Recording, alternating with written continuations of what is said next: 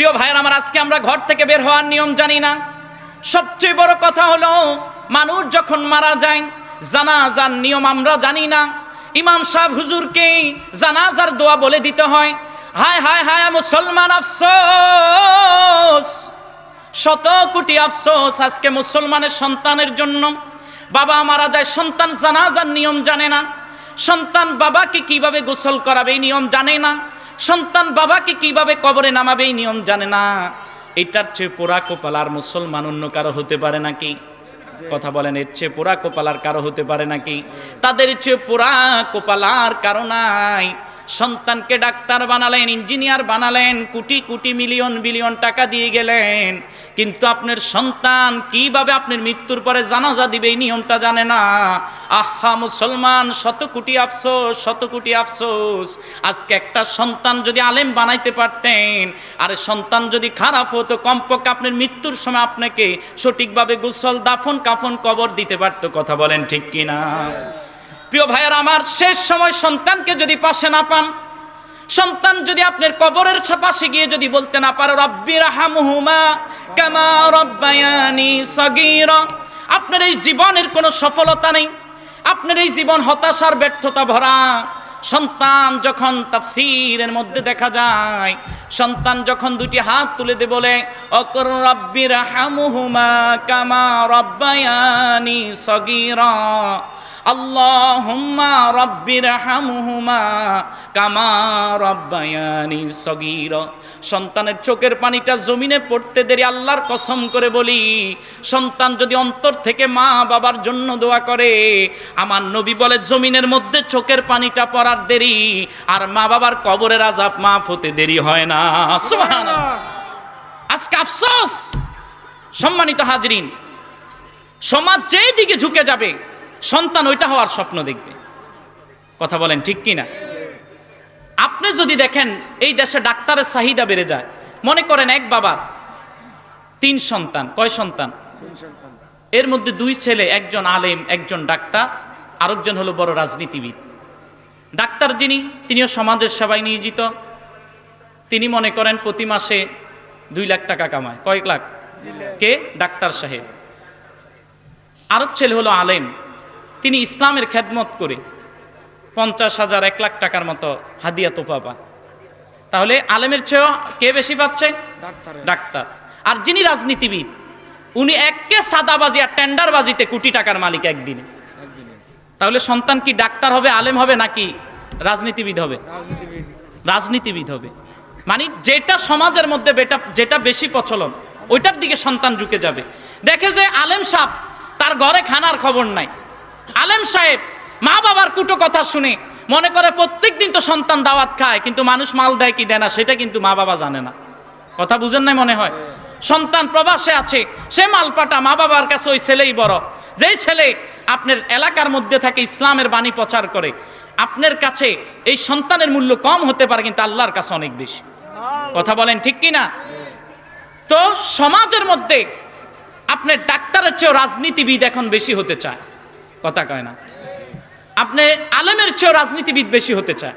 প্রত্যেকটা সমাজের দিকে তাকালে আপনি দেখবেন মা বাবা নারে তাকবীর, নারে রিসালাত, আহলে সুন্নাহ ওয়াল জামাত, মাওলানা মনিরুল ইসলাম জালালী সাহেব, আল্লাহ তাআলা হুজুরকে হায়াতে তাইয়্যিবা দান করুক, পড়ুন আমিন। সম্মানিত হাজিরিন, হুজুরটা দিয়ে দেন। তাহলে আমি শেষ করে দিচ্ছি, হুজুর চলে এসেছে। সমাজের মধ্যে যেটার চাহিদা বেশি, মানুষ ওই আপনার সন্তান ওইটাই বেশি হতে চাইবে। আল্লাহ তাআলা হুজুরকে নেক হায়াত দারাজ করে করুন আমিন। আমি শেষ করে দিচ্ছি 5 মিনিট হুজুর। সম্মানিত হাজিরিন, সমাজের মধ্যে যার চাহিদা বেশি, যার মর্যাদা বেশি, সন্তান ওইটাই বেশি হতে চাইবে। কথা বলেন ঠিক কিনা? এখন সমাজের মধ্যে আলেমের চেয়েও রাজনীতিবিদের মর্যাদা বেশি। আপনি দেখবেন বিভিন্ন জায়গায় গেলে মাহফিলের মধ্যে বক্তা হুজুরদের নামও খুঁজে পাওয়া যায় না। কথা বুঝেন নাই মনে হয়? তো রাজনীতিবিদ যিনি, তিনি দৈনিক কামায় লক্ষ লক্ষ টাকা। ডাক্তার যিনি, তিনি মাসে কামায় 2 লাখ 3 লাখ টাকা। আলেম যিনি, তিনি মাসে কামায় 40-50 হাজার টাকা, বা 10,000, 15,000, 20,000, 5,000, অনেকে পায়ও না। তো স্বাভাবিকভাবে দেখে মানুষ যেহেতু কোরআন পড়ছে, হাদিস পড়ছে, মাদ্রাসায় পড়ছে, এদের কোনো মর্যাদা এই সমাজের মধ্যে নাই। তুই মানুষ কি আর সন্তান আলেম বানাইতে চাইবে? সন্তান কি আর কোন যুবক কি ওই ছেলের দিকে তাকিয়ে মাদ্রাসায় পড়তে চাইবে? কেন? দেখে যে সমাজের মধ্যে এদের কোনো মর্যাদাই নাই। তো সমাজে মর্যাদা কার বেশি? যিনি আপনার এইভাবে বুকের মধ্যে অস্ত্র ধরতে পারবে তার মর্যাদা বেশি। ঠিক। যেই ব্যক্তি সিজার লাগে না, আপনাকে সিজার করে আপনার মেয়ের জীবন নষ্ট করে দেয়, তার সম্মান বেশি। তো সন্তান ওই ডাকাত হতে চেষ্টা করে, কথা কয় না। ইন্নাল হামদুলিল্লাহ ইন্নাল হামদুলিল্লাহি রাব্বিল আলামিন والصلاة والسلام على سيد الأنبياء والمرسلين أما بعد فقد قال الله تعالى في كلامه المجيد وفرقانه الحميد সবাই জবান ছেড়ে মহব্বতে পড়ুন আউযু বিল্লাহি মিনাশ শাইতানির রাজীম বিসমিল্লাহির রাহমানির রাহিম ইন্নাল্লাহা ওয়া ملائكته يصلون على النبي يا أيها الذين آمنوا صلوا عليه وسلموا تسليما اللهم صل على سيدنا مولانا محمد وعلى آل سيدنا مولانا হে রাসূল তোমায় ভালোবাসি এই অন্তরে শুধুই মুখে নয় জান্নাতের আশায় নয় হে রাসূল জাহান্নাম কেউ ডরি না জান্নাতের আশায় নয় হে রাসূল জাহান্নাম কেউ ডরি না তোমায় পাওয়ার আশায় মন ছুটে যায় মদিনায় তোমায় পাওয়ার আশায় মন ছুটে যায় মদিনায় এই সুর যদি শুনে থাকো একবার কাছে ডাকো না এই সুর যদি শুনে থাকো একবার দেখা দাও না হে রাসূল তোমায় ভালোবাসি এই অন্তরে শুধুই মুখে নয় জান্নাতের আশায় নয় হে রাসূল জাহান্নাম কেউ ডরি না তোমায় দেখার আশায় মন ছুটে যায় মদিনায় তোমায় পাওয়ার আশায় মন ছুটে যায় মদিনায় ইয়া রাসূলুল্লাহ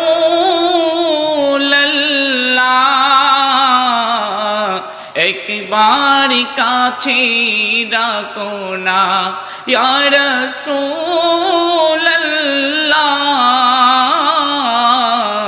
একবার দেখা দাও না। হে রাসূল তোমায় ভালোবাসি, এই অন্তরে শুধুই মুখে নয়, জান্নাতের আশায় নয় হে রাসূল, জাহান্নাম কেউ ডরি না। উপস্থিত ঐতিহ্যবাহী নগরীপাড়া আজকে আমর ইসলাম জালালী রহমতুল্লাহ আলাইহির স্মরণে ঐতিহাসিক ওয়াজদোয়ার মাহফিলের সম্মানিত মুরব্বিয়ানে জাম, হুফাজে কোরআন, উলামায়ে কেরাম, পদ্মার আলে মা বোনেরা, সবাইকে আমার সালাম। আসসালামু আলাইকুম রাহমাতুল্লাহি তাআলা ওয়া বারাকাতুহু। শুকরিয়া আদায় করছি সে মহান রব্বে কায়নাতের দরবারে যে রব্বুল আলামিন আমাদেরকে সমস্ত হতাশা ব্যস্ততা থেকে দূরে রেখে জান্নাতের টুকরা কোরআন এবং সুন্নাহর আলোকিত একটি মঞ্চে আসার এবং বসার তৌফিক দিয়েছেন। তাই শুকরিয়া তান আদায় করে উচ্চ কণ্ঠে সকলে একবার পড়ি আলহামদুলিল্লাহ।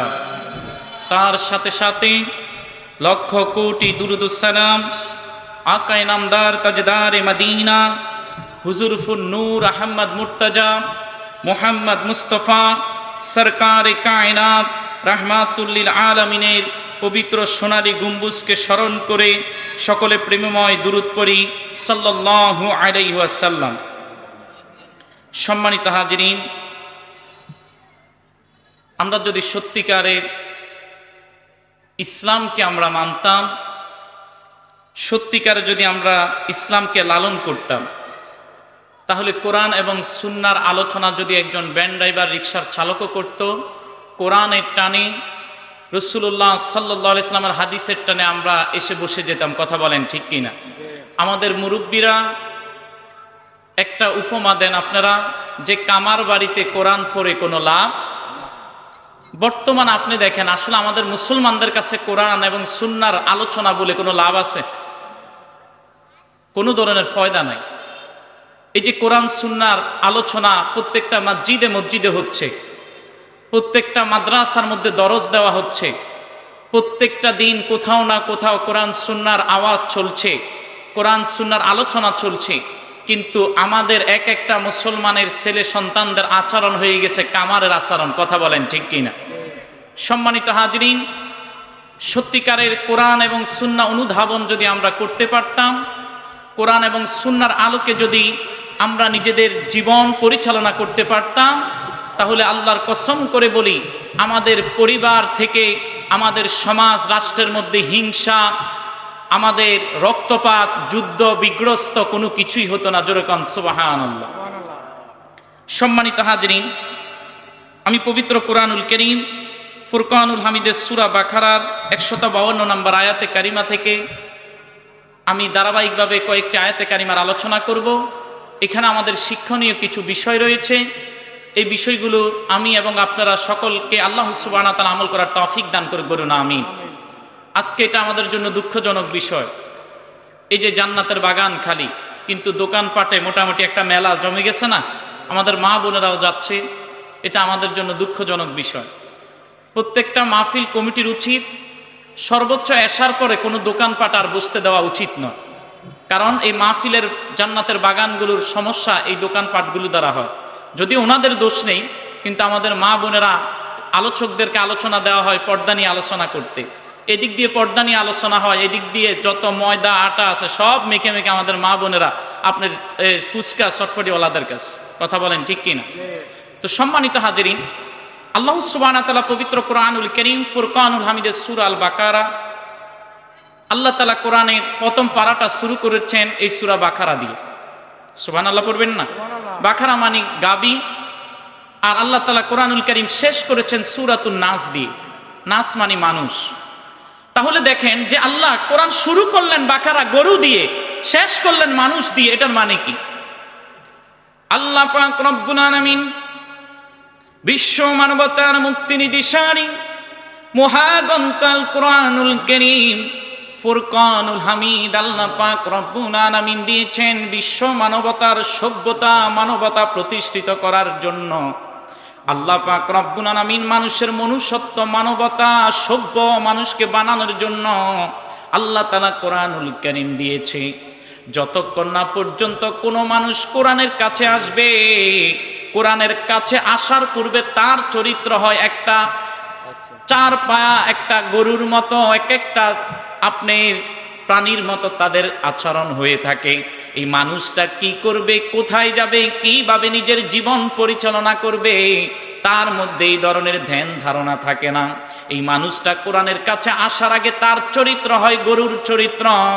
কোরআনের কাছে আসে যখন কোরআন অনুযায়ী নিজের পারিবারিক জীবন, ব্যক্তিগত জীবন, সামাজিক জীবন, রাষ্ট্রীয় জীবন পরিচালনা করে, আল্লাহ তাআলা তাকে সত্যিকারের মানুষ বানিয়ে দেয়। সুবহানাল্লাহ।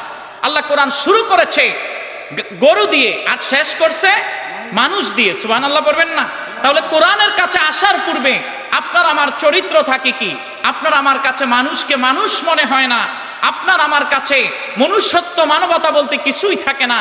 যখন কোরআনের রঙে নিজেকে রঙুন করে নেন, কোরআনের আলোকে নিজেকে আলোকিত করে নেন, তখন আল্লাহ তাআলা আপনাকে মানুষ হিসেবে সার্টিফিকেট দিয়ে দেয়। সুবহানাল্লাহ।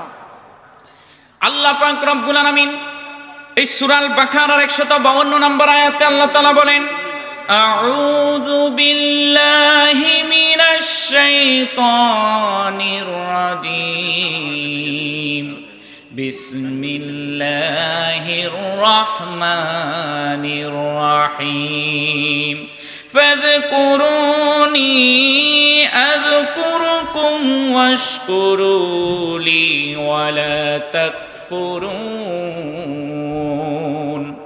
আল্লাহ পাক রব্বুল আলামিন বলেন, বান্দা ফাযকুরুনি আযকুরুকুম, বান্দারে আমি আল্লাহকে তুমি স্মরণ করো, আমি আল্লাহ তোমাকে স্মরণ করি। জোরে কোন সুবহানাল্লাহ। আর একটু জবান ছেড়ে বলেন না সুবহানাল্লাহ। ওয়াশকুরু লি ওয়ালা তাকফুরুন, এবং আমি আল্লাহর শুকরিয়া আদায় করো, আমি আল্লাহ তাআলার শুকরিয়া আদায় করো, তোমরাও বিশ্বাসী হইও না। বলেছেন কে? জবান ছেড়ে বলেন তো এই জবানের মালিক কে? আপনাকে আমাকে রিজিক দেন কে? হায়াতের মালিক আল্লাহ, রিজিকের মালিক আল্লাহ। আপনাকে আমাকে সুস্থতার নিয়ামত দিয়েছেন আল্লাহ। হাজার হাজার লক্ষ লক্ষ মানুষ থেকে পছন্দ করে জান্নাতের এই বাগানের মধ্যে যিনি বসিয়েছেন, বলেন তো তিনি কে? ওই আল্লাহ পাক রব্বুল আলামিন বললেন, ফাযকুরুনি আযকুরকুম, বান্দারে আমি আল্লাহকে ডাকো, আমি আল্লাহ তোমাকে স্মরণ করব। জোরে কোন সুবহানাল্লাহ। পরবর্তী আয়াতে কারিমাতে আল্লাহ তাআলা বলেন, ইয়া আইয়ুহাল্লাযীনা আমানুস্তাঈনু বিস-সাবরি ওয়াস-সালাহ ইন্নাল্লাহা মা'আস-সাবিরিন। জোরে জোরে কোন সুবহানাল্লাহ। যারা ঈমানদার মুমিন, যারা ঈমান আনয়ন করেছে, আল্লাহ তাআলা ঈমানদারদেরকে ডাক দিয়ে বললেন, ইয়া আইয়ুহাল্লাযীনা আমানুস্তাঈনু বিস-সাবরি ওয়াস-সালাহ। ও আমার বান্দারে শুনো শুনো, ঈমানদার বান্দারা শুনো, ইয়া আইয়ুহাল্লাযীনা আমানু, যারা ঈমান আনয়ন করেছো, বিস-সাবরি তোমরা ধৈর্য ধারণ করো, ওয়াস-সালাহ এবং সালাত আদায় করো। অর্থাৎ আপনি যখন বিপদগ্রস্ত হয়ে যাবেন ধৈর্য ধারণ করবেন, আর সালাত নামাজের মাধ্যমে কার কাছে সাহায্য চাইবেন? আল্লাহর কাছে। জোরে বলেন কার কাছে? পৃথিবীর মানুষের কাছে দুঃখ বলে কোনো লাভ নাই। আপনি যদি আপনার সন্তানের দুঃখ তাদের কাছে বলেন, ওই মানুষগুলো আরো যন্ত্রণা আপনাকে দিবে। আপনি যদি আপনার সন্তানের নামে ওই মানুষগুলোর কাছে বদনাম করেন, তারা সন্তানের নামে আপনার কাছে আরো বলবে। সন্তানের প্রতি আপনার মায়া মমতা থাকবে না।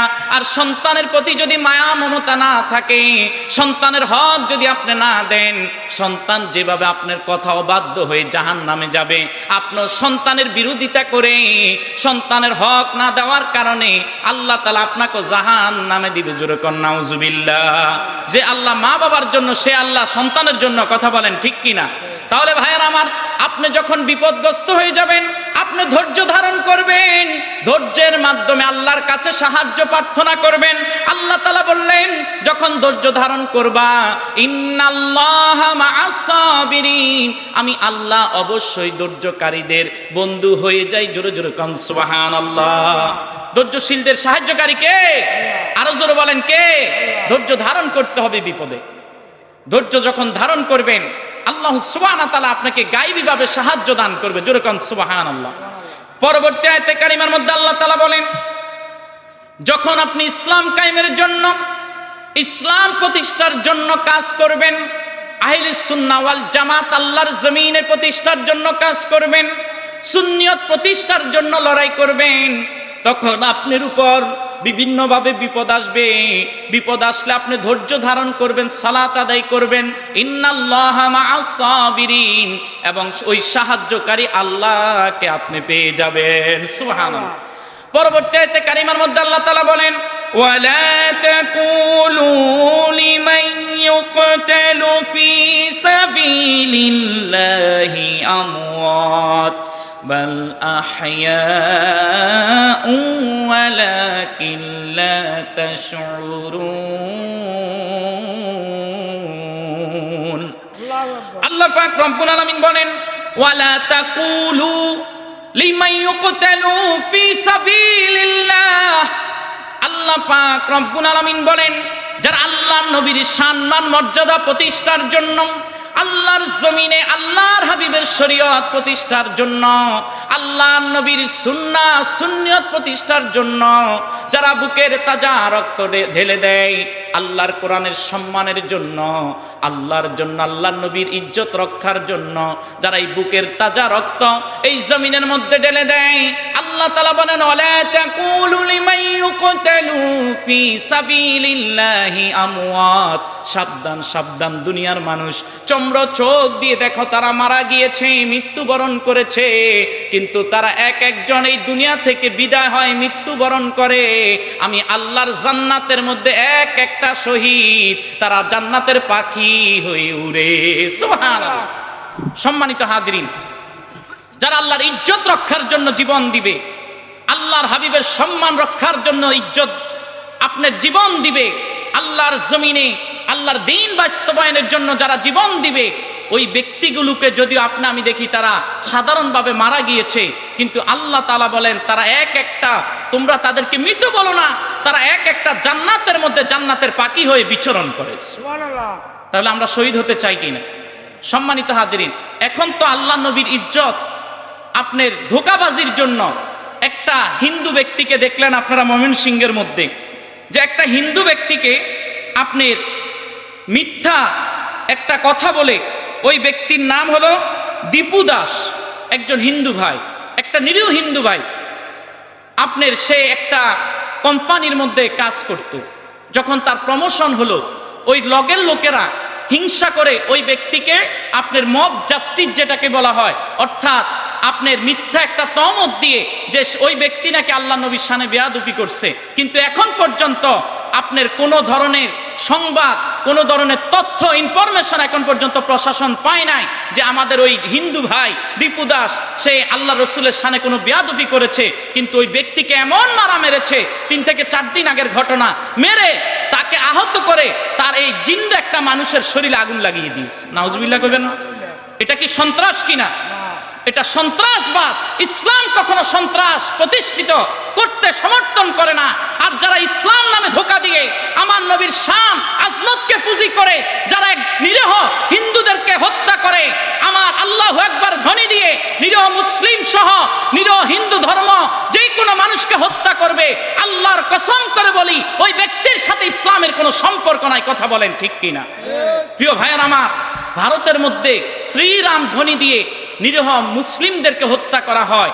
ওই শ্রীরাম যারা আপনার ধ্বনি দিয়ে মুসলিমদেরকে হত্যা করে, এরা যেভাবে মানুষ নয়, এই বাংলার দেশ সহ বিভিন্ন দেশে আল্লাহু আকবারের মতো পবিত্র ধ্বনি দিয়ে যারা নিরীহ মানুষকে হত্যা করে, আল্লাহর কসম করে বলি এরাই হলো জঙ্গি।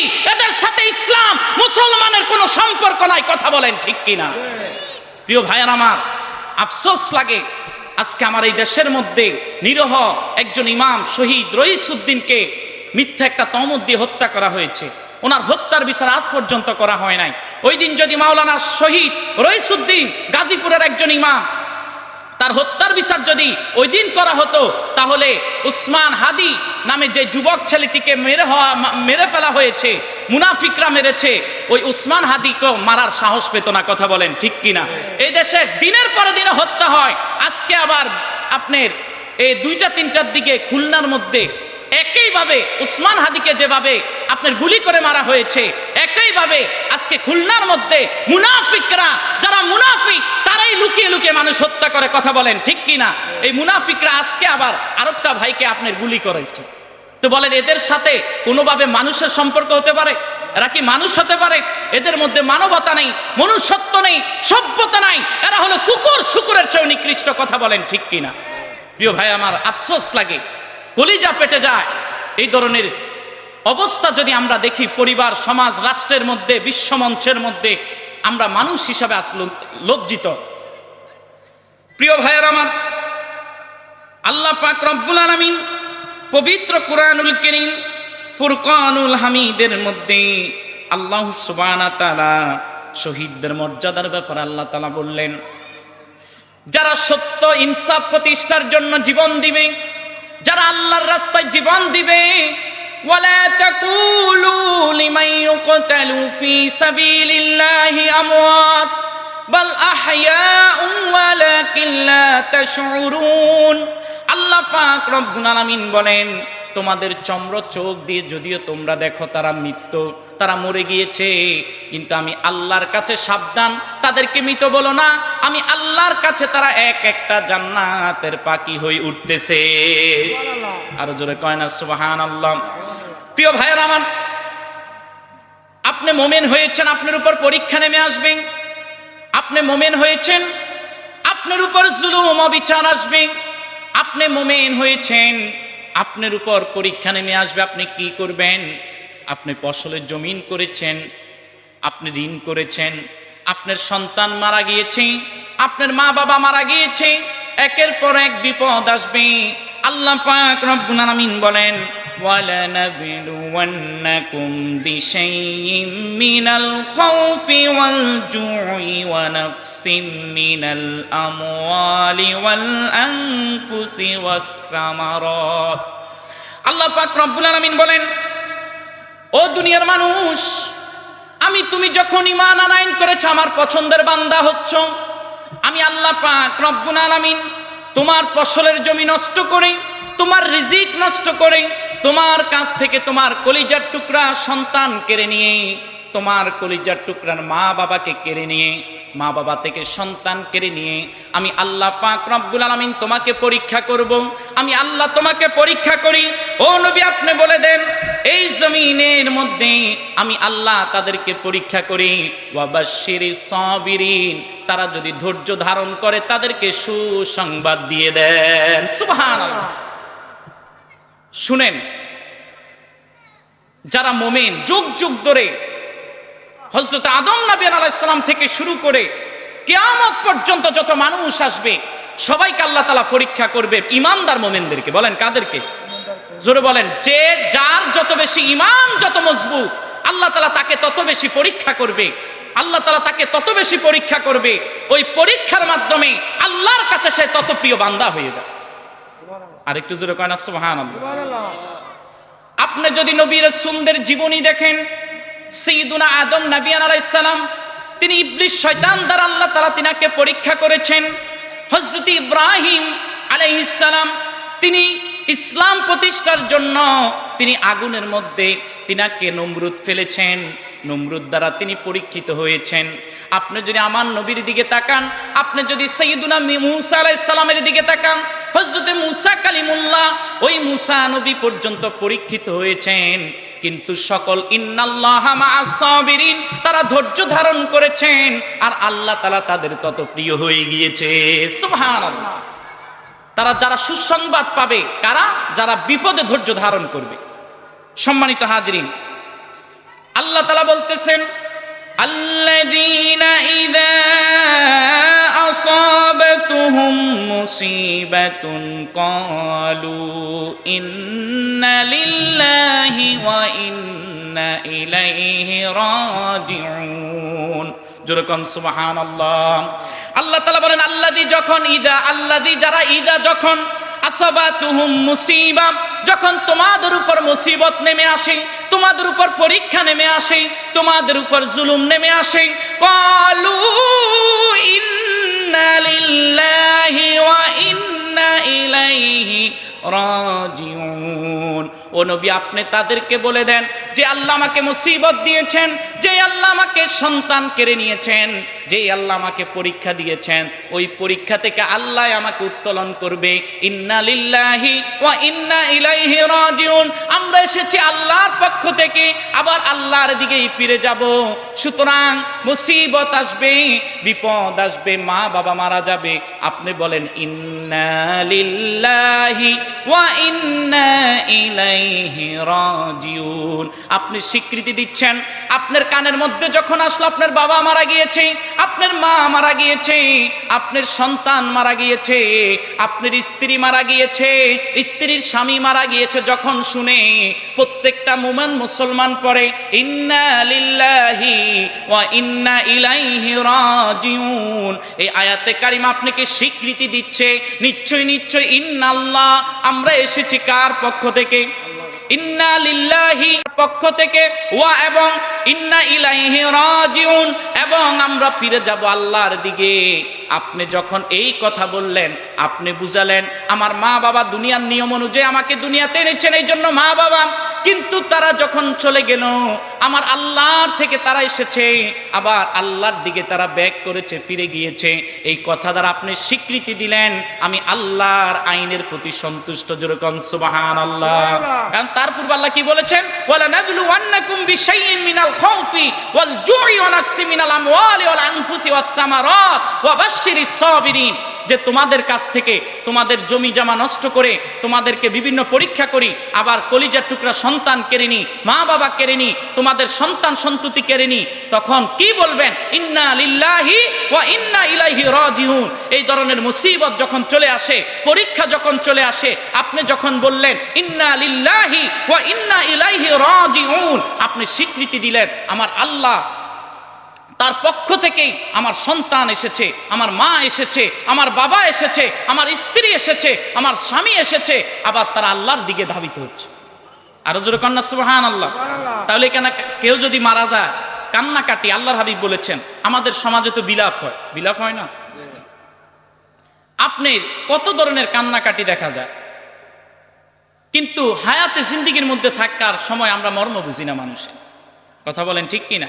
একটা মানুষ অসুস্থ, তার চিকিৎসার জন্য কি করা হবে সেই দিকে আমরা যাই না, কিন্তু একটা মানুষ মরে যাওয়ার পর আমরা মানুষের ধারে ধারে টাকা খুঁজে আপনার মেজজুনি পড়াই, এতে কোনো কল্যাণ আসবে না। মেজজুনির বিরুদ্ধে আমি নয়, এটা সুন্নাহ, মানুষকে খাওয়ানো উত্তম, কিন্তু তার হায়াতে জিন্দেগিতে থাকতে মুসলমানের 6টি হকের মধ্যে একটা হলো অসুস্থ মানুষের খোঁজ খবর নেওয়া। বলেন অসুস্থ মানুষের কি নেওয়া? খোঁজ খবর নেওয়া, তার জন্য দোয়া করা। অসুস্থ থাকতে তাকে 1 পয়সা দিয়ে সাহায্য করতে পারি না, সে মারা যাওয়ার পরে পুরা 14 গোষ্ঠী মিলে যদি গরু কেটে খাওয়ান কোনো লাভ নেই, তার রুহের দোয়া পাবেন না। কেন পাবেন না? কারণ সেই অসুস্থ থাকতে তার জন্য কিছু করতে পারেন না। সম্মানিত হাজির, পরবর্তীতে আমরা যা করি এগুলো উত্তম ভালো কাজ, কিন্তু সবার আগে মানুষ থাকতে মানুষের মর্ম বুঝতে হবে। কথা বলেন ঠিক কিনা? আল্লাহ তাআলা পরবর্তী আয়াতে বলেন উলাইকা আলাইহিম সালাওয়াতুম মির রাব্বিহিম ওয়া রাহমা ওয়া উলাইকা হুমুল মুহতাদুন। আল্লাহ পাক রব্বুল আলামিন বলেন এদের উপর যারা মুসিবতে আল্লাহর উপর ধৈর্য ধারণ করে, যারা জিহাদের জন্য আল্লাহর জমিন আল্লাহর দ্বীন বাস্তবায়নের জন্য আল্লাহর হাবিবের আরশ সুম্মি সম্মান ইজ্জত রক্ষার জন্য কোরআন প্রতিষ্ঠিত করার জন্য জীবন দিয়ে দেয়, জীবন দিতে প্রস্তুত হয় সই ঈমান আকীদাওয়ালা সুন্নি মুসলমান। আল্লাহ তাআলা বললেন উলাইকা আলাইহিম সালাওয়াতুম মির রাব্বিহিম ওয়া রাহমা, আল্লাহ তাআলার পক্ষ থেকে তাদের উপর রহমত শান্তি, ওয়া উলাইকা হুমুল মুহতাদুন, আর এরাই হলো সুপথগামী সঠিক পথের দিশারি। জোরে কোন সুবহানাল্লাহ। সম্মানিত হাজিরিন, যারা সহিহ ঈমানওয়ালা, যাদের আকীদা সহিহ, ঈমান আকীদা সহিহ হওয়ার পর যারা ইসলাম বাস্তবায়নের জন্য, দ্বীন বাস্তবায়নের জন্য জীবন দেয়, প্রকৃতপক্ষে তারাই শহীদ। আল্লাহ তাদের ব্যাপারেই বলেছেন, ওয়ালা তাকুলু লিমান ইউকতালু ফি সাবিলিল্লাহি আমওয়াত, তাদেরকে তোমরা মৃত বলো না, সাবধান, তাদেরকে তোমরা মৃত বলো না, তারা এক একজন জান্নাতের পাখি হয়ে জান্নাতের মধ্যে বিরাজমান। সুবহানাল্লাহ। সম্মানিত হাজিরিন, আজকে আফসোস লাগে আমরা মুসলিম সুন্নিয়ত বুঝি না। আমরা মুসলিম, কেউ সুন্নি বলে তাকে সিন্নি বলে মস্কারা করি। আরে ভাই, প্রত্যেকটা মুসলমান যারা আহলে সুন্নাহ ওয়াল জামাতের অন্তর্ভুক্ত, প্রত্যেকটা মুসলমান হলো সুন্নি। জোরে কোন সুবহানাল্লাহ। আর কেউ যদি নিজেদেরকে নামদারি সুন্নি দাবি করে, আপনার যেমন নামাজ নাই, রোজা নাই, হজ নাই, যাকাত নাই, দান নাই, সাদকা নাই, পর্দা নাই, বেহাইয়াপনা, লোভ লালসা, হিংসা বিদ্বেষ, এই ধরনের কাজকর্ম যারা, তারা যদি সুন্নি দাবি করে, আপনি ওই ব্যক্তির কারণে, আপনি যদি আহলে সুন্নাহ ওয়াল জামাতের সংক্ষিপ্ত নাম হলো সুন্নি মুসলমান, এদেরকে যদি আপনি গালি দেন, বেদাতি বলেন, গুমরাহি পথভ্রষ্ট বলেন, এটা আপনি মিথ্যা তহমত দিয়েছেন। কথা কি বুঝতেছেন? নামাজের মধ্যে, মসজিদের মধ্যে আপনার জুতা চোরা মসজিদে যায় না, কথা কয় না। সবাই একসাথে নামাজ পড়ে, সবচেয়ে দামি জুতা গান পরে দেখে নাই, কথা বলেন ঠিক কি না? এখন এই জন্য সব মুসল্লিকে চোর বলা কি এটা হক হবে? এটা কি রাইট হবে? এটা তাদের প্রতি জুলুম হবে। চোর যে সেই গেছে আমরা চিনি না।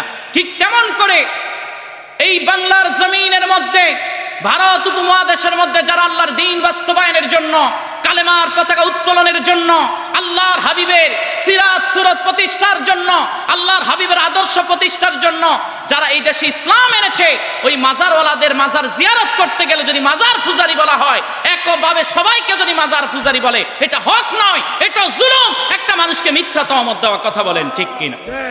প্রিয় ভাইয়ের আমার, আল্লাহর জমিনে আল্লাহর দ্বীন বাস্তবায়নের জন্য প্রত্যেকটা মানুষের আকাঙ্ক্ষা থাকতে হবে, ইচ্ছা থাকতে হবে।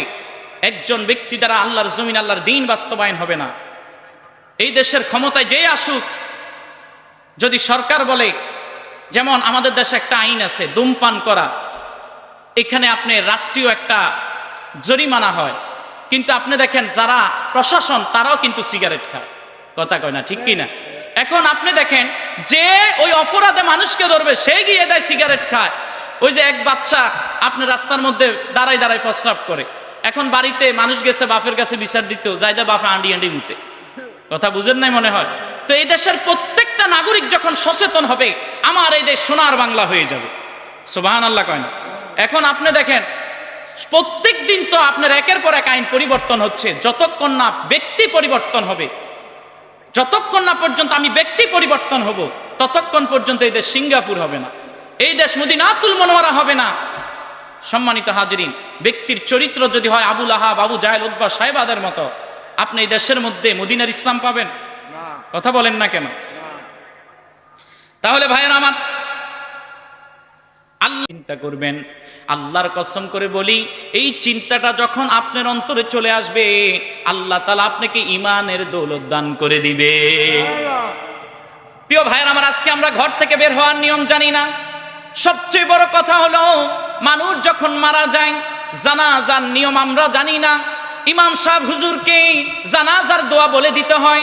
হায় হায় হায় মুসলমান, আফসোস, শত কোটি আফসোস আজকে মুসলমানের সন্তানের জন্য। বাবা মারা যায়, সন্তান জানাজার নিয়ম জানে না, সন্তান বাবাকে কিভাবে গোসল করাবে এই নিয়ম জানে না, সন্তান বাবাকে কিভাবে কবরে নামাবে এই নিয়ম জানে না। এটার চেয়ে পোড়া কপাল আর মুসলমান অন্য কারো হতে পারে নাকি? কথা বলেন, এর চেয়ে পোড়া কপাল আর কারো হতে পারে নাকি? তাদের চেয়ে পোড়া কপাল আর কারো নাই। সন্তানকে ডাক্তার বানালেন, ইঞ্জিনিয়ার বানালেন, কোটি কোটি মিলিয়ন বিলিয়ন টাকা দিয়ে গেলেন, কিন্তু আপনার সন্তান কিভাবে আপনার মৃত্যুর পরে জানাজা দিবে এই নিয়মটা জানে না। আহা মুসলমান, শত কোটি আফসোস, শত কোটি আফসোস। আজকে একটা সন্তান যদি আলেম বানাইতে পারতেন, আর সন্তান যদি খারাপ হতো, কমপক্ষে আপনার মৃত্যুর সময় আপনাকে সঠিকভাবে গোসল, দাফন, কাফন, কবর দিতে পারতো। কথা বলেন ঠিক কিনা? প্রিয় ভাইয়েরা আমার, শেষ সময় সন্তানকে যদি পাশে না পান, সন্তান যদি আপনার কবরের পাশে গিয়ে যদি বলতে না পারে রব্বি রাহমহুমা কামা রব্বায়ানি সগীরা, আপনার এই জীবনের কোনো সফলতা নেই, আপনার এই জীবন হতাশার ব্যর্থতা ভরা।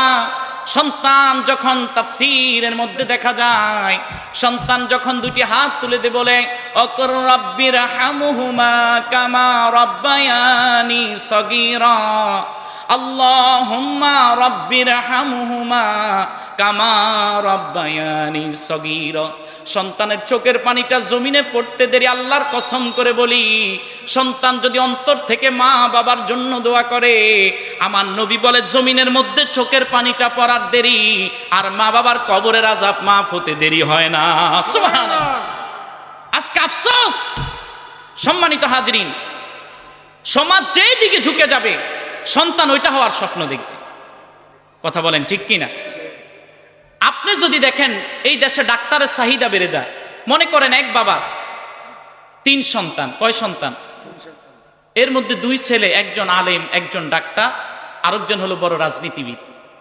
ডাক্তার যিনি, তিনিও সমাজের সেবায় নিয়োজিত, তিনি মনে করেন প্রতি মাসে 2 লাখ টাকা কামায়। কয়েক লাখ? কে? ডাক্তার সাহেব। আরেক ছেলে হলো আলেম, তিনি ইসলামের খেদমত করে 50,000 1 লাখ টাকার মতো হাদিয়া তোফা পান। তাহলে আলেমের চেয়েও কে বেশি পাচ্ছে? ডাক্তার। আর যিনি রাজনীতিবিদ, উনি একে সাদাবাজি আর টেন্ডারবাজিতে কোটি টাকার মালিক একদিন। তাহলে সন্তান কি ডাক্তার হবে, আলেম হবে, নাকি রাজনীতিবিদ হবে? রাজনীতিবিদ হবে। মানে যেটা সমাজের মধ্যে যেটা বেশি প্রচলন ওইটার দিকে সন্তান ঝুঁকে যাবে। দেখে যে আলেম সাহেব তার ঘরে খানার খবর নাই, আলেম সাহেব মা বাবার কুটো কথা শুনে মনে করে প্রত্যেকদিন তো সন্তান দাওয়াত খায়, কিন্তু মানুষ মাল দেয় কি দেয় না সেটা কিন্তু মা বাবা জানে না। কথা বুঝেন নাই মনে হয়?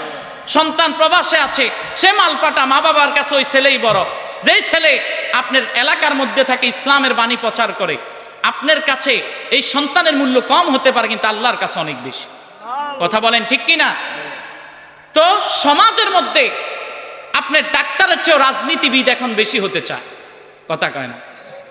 আপনি আলেমের চেয়েও রাজনীতিবিদ বেশি হতে চায়। প্রত্যেকটা সমাজের দিকে তাকালে আপনি দেখবেন মা বাবা নারে তাকবীর, নারে রিসালাত, আহলে সুন্নাহ ওয়াল জামাত, মাওলানা মনির ইসলাম জালালী সাহেব, আল্লাহ তাআলা হুজুরকে হায়াতে তাইয়্যিবা দান করে করুন, আমিন। সম্মানিত হাজিরিন, তাহলে আমি শেষ করে দিচ্ছি, হুজুর চলে এসেছে। সমাজের মধ্যে যেটার চাহিদা বেশি, মানুষ ওই আপনার সন্তান ওইটাই বেশি হতে চাইবে। আল্লাহ তাআলা হুজুরকে নেক হায়াত দারাজ করে করুন, আমিন। আমি শেষ করে দিচ্ছি 5 মিনিট হুজুর। সম্মানিত হাজিরিন, সমাজের মধ্যে যার চাহিদা বেশি, যার মর্যাদা বেশি, সন্তান ওইটাই বেশি হতে চাইবে। কথা বলেন ঠিক কি না? এখন সমাজের মধ্যে আলেমের চেয়েও রাজনীতিবিদের মর্যাদা বেশি। আপনি দেখবেন বিভিন্ন জায়গায় গেলে মাহফিলের মধ্যে বক্তা হুজুরদের নামও খুঁজে পাওয়া যায় না। কথা বুঝেন নাই মনে হয়? তো রাজনীতিবিদ যিনি, তিনি দৈনিক কামায় লক্ষ লক্ষ টাকা।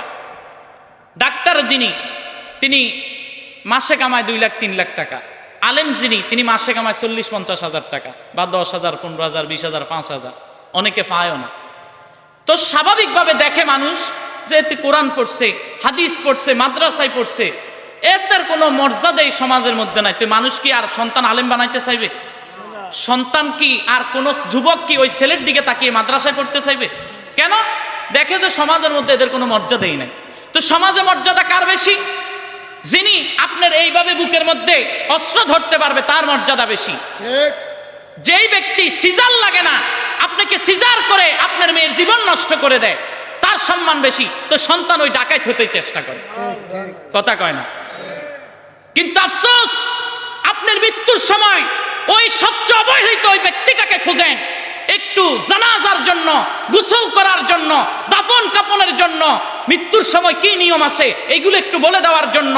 আর আরো শত কোটি আফসোস, যাদের সাথে আপনি চলছেন ওই ব্যক্তিরা আপনার কবরে নামতে চায় না ডরে। যদি আপনি কবরে ধরান তাদেরকে, তাহলে দুনিয়াতে আসলে আলেমরা আপন না, এই দুনিয়াবি এই লোভী মানুষগুলো আপন। সম্মানিত হাজরিন, তো সন্তানকে আলেম বানাতে হলে আলেমদেরকে মর্যাদা দিতে হবে। আল্লাহর হাবিব বলেছেন আল উলামা ওয়ারাসাতুল আম্বিয়া, উলামায়ে কেরাম হলো আমি নবীর ওয়ারিস, ইলমের উত্তরাধিকারী। তো আপনি যদি নবীকে ভালোবাসেন, আলেমদেরকে মহব্বত করতে হবে। ভাই মানুষ, আপনি যেভাবে মানুষ হয়ে গুনাহ করেন আলেমরাও করবে। মানুষের বয়সের সাথে সাথে মানুষের মধ্যে পরিবর্তন আসে। আপনার 20-22 বছর বয়সে আপনি কত ফোংদামি করছেন, তো আপনি শেষ বয়সে এসে একটু ভালো হয়েছেন, এইভাবে অনেকে এভাবে আস্তে আস্তে পরিবর্তন আসবে। মাদ্রাসায় পড়লে যে একেবারে সুফি হয়ে যায় এমনটা কিন্তু না। কলেজের প্রিন্সিপাল দাঁড়ায় দাঁড়ায় হাঁটি হাঁটি মুতলেও দোষ নাই, মাদ্রাসার মধ্যে মাত্র কালকে ভর্তি করাইছে, এই ছোট্ট বাচ্চা যদি দাঁড়ায় মুতে এটা দোষ। কথা বুঝেন নাই মনে হয়? তো আল্লাহ তাআলা আমাদেরকে কোরআন এন্ড সুন্নাহর আলোকে আমাদের জীবন পরিচালনা করার তৌফিক দান করে, বলুন আমিন। আল্লাহ তাআলা আমাদেরকে দুনিয়া ও আখিরাতের কল্যাণ দান করুক। ওয়া আখিরুল আলহামদুলিল্লাহি রাব্বিল আলামিন। আসসালামু আলাইকুম ওয়া রাহমাতুল্লাহ।